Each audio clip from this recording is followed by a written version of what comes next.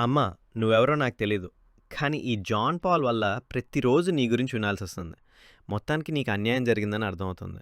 అయితే నీ విషయానికొస్తే స్పందించాల్సింది దేవుడే.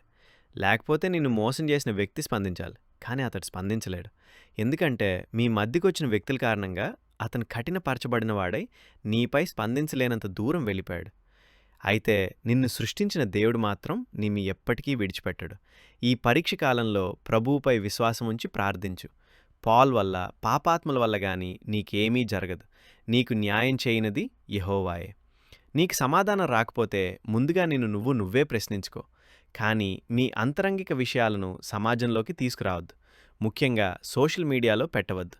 జాన్ పాల్ లాంటి వారి ముందరైతే అసలు చెప్పవద్దు.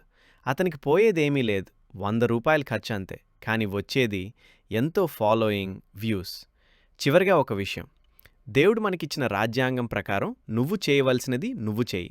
కావాలంటే జాన్ పాల్‌ను తోడుగా ఉంచుకో. కానీ సోషల్ మీడియాలో మాట్లాడకుండా చూసుకో. లేకపోతే భవిష్యత్తు ద్వారాలు మూసుకుపోయే ప్రమాదముంది. చివరిగా చెప్పాలనుకుంటున్నదొక్కటే. ఆ ప్రభు నిన్ను దీవించుగాక.